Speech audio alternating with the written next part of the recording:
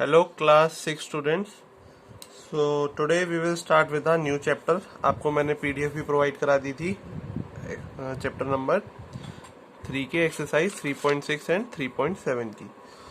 तो चैप्टर 4 के बारे में हम पढ़ेंगे।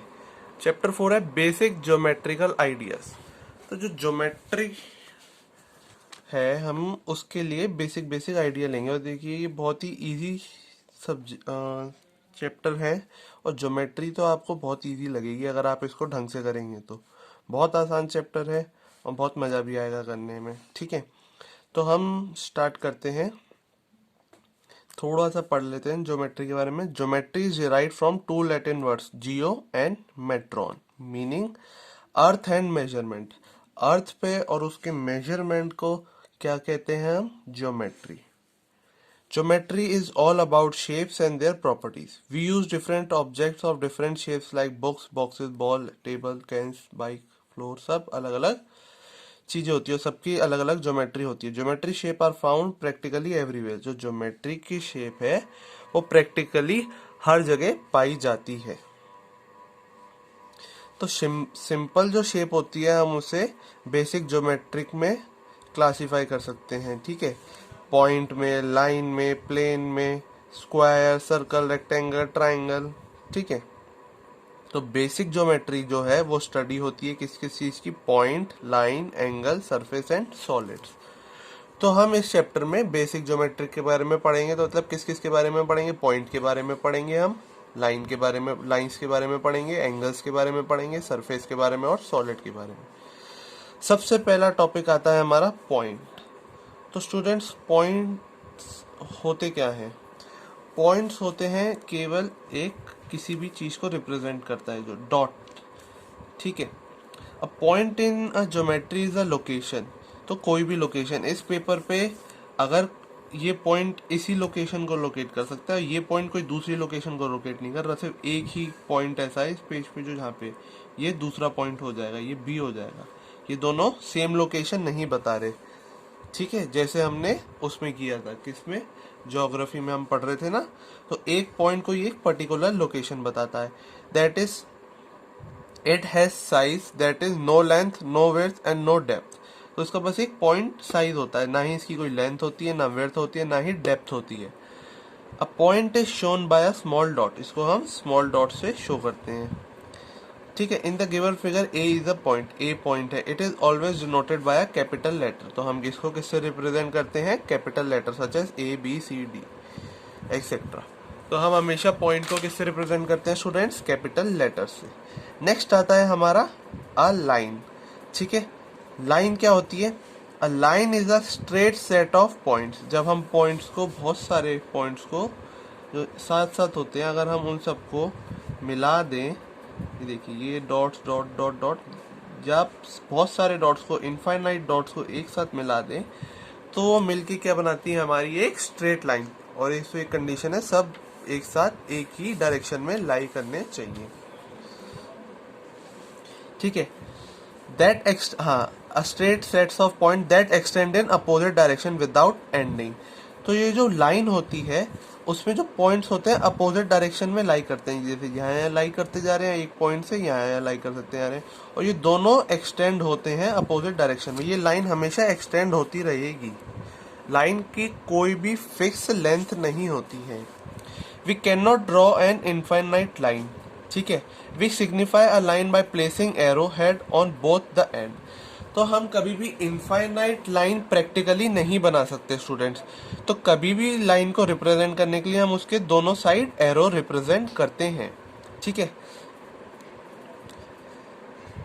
बाय टेकिंग टू पॉइंट से A and B on the line, it is denoted as a line A B और बी ए। तो इसके ऊपर हम कोई भी दो पॉइंट ले लेंगे। ये लाइन चल रहा है, ये पहला पॉइंट क्या, पहले था पॉइंट, सेकंड टॉपिक है लाइन।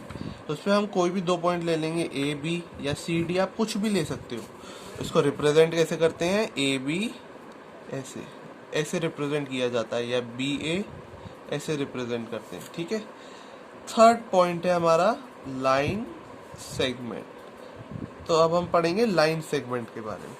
लाइन सेगमेंट क्या होता है? Line segment is a part of line. Line segment क्या होता है? एक लाइन का पार्ट होता है that is bounded by two distinct and point, जिसकी एक एंड पॉइंट होते हैं। लाइन इतनी बड़ी भी हो सकती है, छोटी भी हो सकती है, ठीक है। तो ये बाउंड हो जाती है दो पॉइंट से। इसको ले लेते हैं ए बी, इसको ले लेते हैं, कुछ भी नेम कर सकते हैं आप, पी एन क्यू भी कर सकते हो। तो इसकी एक फिक्स लेंथ हो गई, इसकी भी फिक्स लेंथ है, इसकी भी फिक्स लेंथ है। तो ये लाइन सेगमेंट होता है। तो इसको रिप्रेजेंट कैसे करेंगे? ए बी, लाइन सेगमेंट को ऐसे रिप्रेजेंट करते हैं, पी क्यू ऐसे रिप्रेजेंट किया जाता है। ओके, अब ए बी को वैसे ही सेम बी ए से भी डिनोट कर सकते हैं, इसको क्यू पी से भी डिनोट कर सकते हैं। ये लाइन सेगमेंट होगा, इसकी एक फिक्स लेंथ होती है। लाइन की कभी भी फिक्स लेंथ नहीं होती, ठीक है। नेक्स्ट आता है हमारा लाइन सेगमेंट के बाद रे। अच्छा, उससे पहले एक पॉइंट टू रिमेम्बर है। Remember, points that are on same line are called collinear points. Point A B and C in the given figure are collinear. मतलब जब तीन पॉइंट या तीन से ज्यादा पॉइंट एक ही लाइन पे लाई करे, सेम लाइन पे लाई करे, तो वो क्या होते हैं? Collinear point. ए बी और सी एक ही लाइन पे लाई कर रहे हैं तो ये कोलिनियर पॉइंट है। ए और बी भी कोलिनियर है, इधर ए बी, क्योंकि ये सेम लाइन पे लाई कर रहे हैं। ओके, नेक्स्ट आता है हमारा फोर्थ है टॉपिक रे, ठीक है। जो रे होती है एक पोर्शन ऑफ लाइन होती है, मतलब एक पॉइंट से तो उसका फिक्स एंड होता है, आप उसको बढ़ा नहीं सकते, ये फिक्स हो जाता है। और दूसरी एंड से आप उसको कितना भी एक्सटेंड कर सकते हो, ठीक है। तो रे को हम कैसे रिप्रेजेंट करते हैं? ये फिक्स पॉइंट है और दूसरी तरफ से ये एक लाइन की तरह कभी भी एक्सटेंड होता है। ये ए है और आप इधर कहीं बी पॉइंट मार्क कर सकते हैं इसको रिप्रेजेंट करने के लिए। तो ए बी, इसको हम एक साइड से तो क्लोज रहेगा और एक साइड से हम इसे ओपन रखते हैं, ठीक है। तो रे को हम ऐसे रिप्रेजेंट करते हैं। रे की एक बार थोड़ी सी डेफिनेशन पढ़ लेते हैं। अ रे is a portion of line, it has one and point and extend infinitely in one direction. तो एक डायरेक्शन में वो इनफाइनाइटली एक्सटेंड होती रहती है। It start out at a point and continues of to and infinitely. तो एक side से स्टार्ट होती है और दूसरी एक ही तरफ एक्सटेंड होती रहती है, ठीक है। रे को हम ए बी की तरह लिखेंगे। अब देखिए इसमें एक ही तरीके से रिप्रेजेंट करा है, इसमें ए बी और बी ए करते थे, इसमें एक तरीके से क्यों किया है? क्योंकि ये एक ही तरफ से एक्सटेंड हो रही है, बी वाली तरफ से हो रही है। अगर ए वाली तरफ से एक्सटेंड हो रही होती तो हम लिखते बी ए एक्सटेंड का, ऐसे लाइन लगाते हैं, ठीक है। तो इसमें ध्यान रखना है आपको। नेक्स्ट आता है हमारा प्लेन। प्लेन क्या होता है? प्लेन होता है एक फ्लैट सरफेस एरिया, जैसे ये बुक का एक प्लेन हो गया, ठीक है। अगर आप दीवार देखोगे तो दीवार के बहुत सारे प्लेन होते हैं। एक ग्राउंड फ्लोर हो गया, एक आपकी वॉल हो गई, एक आपकी ऊपर सीलिंग हो गई, 4 आपकी वॉल्स होती है, एक ग्राउंड और एक ऊपर सीलिंग, तो 6 प्लेन होते हैं एक रूम में, ठीक है। ऐसे ही a plane is a flat surface which extend indefinitely in all direction. Plane क्या होता है? ऑल डायरेक्शन में एक्सटेंड करता है, ठीक है। प्लेन, फिफ्थ पॉइंट क्या है हमारा? प्लेन। तो ये इनडेफिनेटली हर डायरेक्शन में एक्सटेंड करेगा, ठीक है, ओके। तो एक प्लेन को हम कंप्लीटली कोई भी पेपर पे ड्रॉ नहीं कर सकते। In practice only a portion of plane is drawn and represented by a parallelogram और रेक्टेंगल। तो पैरेललोग्राम या रेक्टेंगल से हम इसे ड्रॉ करके रिप्रेजेंट करते हैं। नेक्स्ट आता है स्टूडेंट्स हमारा इंटरसेक्टिंग लाइंस। इंटरसेक्टिंग लाइंस क्या होती है? सिक्स्थ पॉइंट है हमारा, ठीक है। इंटरसेक्टिंग लाइंस होती है जो दो लाइन, अब पहले तो आप लाइन ड्रॉ करो, ये सॉरी टेढ़ी हो गई थोड़ी, इसको ए भी रिप्रेजेंट कर सकते हैं। इंटरसेक्टिंग लाइंस कैसी भी हो सकती है स्टूडेंट्स, जरूरी नहीं है कि ऐसी ही बने, ठीक है। इसको सी डी रिप्रेजेंट कर दिया, या लाइन को आप एक चीज से रिप्रेजेंट कर सकते हैं। इसको एल मान लिया, लाइन को इसको एम मान लिया। Intersecting lines are two lines that share exactly one point. तो एक पॉइंट पे वो मिलती हैं। In the given figure line L, तो इसको लाइन एल से रिप्रेजेंट कर दिया। इसको स्मॉल लेटर से कर सकते हैं अगर आप लाइन को रिप्रेजेंट कर रहे हैं, या फिर आप ए बी कैपिटल से रिप्रेजेंट कर सकते हैं जैसे मैंने किया, और इसको सी डी से कर दिया. And M intersect line M L and M intersect each other at point P. इस पॉइंट पे इंटरसेक्ट कर रहे हैं. In other words the point P is the one and only point at which lines L and M meet. Here point P is called the point of intersection. इसको क्या बोलेंगे? Point of intersection. So students, जब 3 or more lines are concurrent lines if all of them passes through one common point. तो जब 3 से ज्यादा lines एक point से पास होती है तो हम उन्हें बोलते हैं concurrent lines. Called the concurrency point पे ये मीट करती है, जैसे ओ से रिप्रेजेंट किया. Here line L M and N are concurrent lines. तो तीनों कॉन्करेंट लाइंस हो गई. ओके, नेक्स्ट आता है हमारा 7th नंबर पे पैरेलल लाइंस. तो ये तो बहुत आसान है. पैरेलल लाइंस क्या होती है स्टूडेंट्स? आपको स्ट्रेट देखिए, सिंपल एग्जांपल आप इस सीधा कॉपी में लिखिए. ये लाइन देखिए और ये लाइन देखिए. कॉपी के पेज की लाइन हमेशा पैरेलल होती है. इनके बीच का डिस्टेंस हमेशा सेम रहेगा. कोई भी पॉइंट पे आप चले जाओ, चाहे यहाँ देखो, चाहे यहाँ देखो, चाहे यहाँ देखो, चाहे यहाँ देखो, यहाँ देखो, कभी ऐसा नहीं होगा कि यहाँ पे आके मीट कम हो जाए डिस्टेंस या यहाँ पे कम डिस्टेंस हो जाए. हमेशा इनके बीच का डिस्टेंस सेम रहेगा. तो पैरेलल लाइंस वो होती हैं स्टूडेंट्स जिनके बीच का डिस्टेंस हमेशा सेम रहे और ये कभी भी मीट नहीं करती.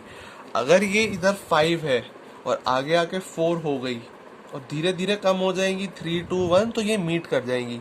पर पैरेलल लाइंस वो होती है, या ऐसा नहीं कि यहाँ 5 है बढ़ते बढ़ते 6 हो गई तो यहाँ पीछे की तरफ मीट होने लग जाएगी वो. तो लाइंस हमेशा पैरेलल जब होंगी जब उनके बीच का डिस्टेंस हमेशा सेम रहेगा. ठीक है. Parallel lines are those lines that go in the same direction and will never meet. मतलब कभी नहीं मिलेंगी. Since there is no point at which they meet, कभी भी वो नहीं मिलती. They have no point of intersection, का कोई पॉइंट ऑफ इंटरसेक्शन होता ही नहीं है. Parallel lines remain at same distance. वही मैंने आपको बताया, हमेशा सेम डिस्टेंस पे रहती हैं ये. The symbol parallel is used to denotes parallel lines. ठीक है. तो इससे हम पैरेलल लाइंस डिनोट करते हैं. In the given figure L and M are parallel lines. ठीक है.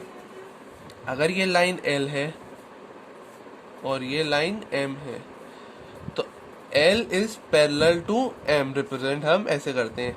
स्टूडेंट्स, मैंने हाथ से बनाया है इसलिए एग्जैक्ट डिस्टेंस नहीं है, नहीं तो पैरेलल लाइंस हमेशा उनके बीच में डिस्टेंस हमेशा हर पॉइंट पे सेम रहता है. ओके. तो यहाँ पे तो आपका थ्योरी पार्ट खत्म हुआ. फिर आता है आपका थोड़ा सा एक्सरसाइज. तो ये फिलअप्स ट्रू फॉल्स वगैरह है, तो हम इसके बारे में अब करेंगे. A line extend indefinitely in dash direction in opposite direction. मतलब दोनों लाइंस क्या होती है, हमेशा ऐसे रन करती है, अपोजिट डायरेक्शन में एक्सटेंड होती रहती है. A line through 2 points A and B is written as. तो A और B के बीच में कैसे लिखते हैं? अच्छा स्टूडेंट्स, आप ऐसा करिए, पहले तो आप ये सारा एक बार रिवाइज करना. ठीक है. एक बार ये आपका रिवीजन हो जाएगा, आपको एक बार समझ में आ जाएगा थोड़ा सा, तो उसके बाद हम नेक्स्ट क्लास में एक्सरसाइज से स्टार्ट करेंगे. ओके. So thank you. फिर हम नेक्स्ट क्लास में ये सारा करेंगे. ओके.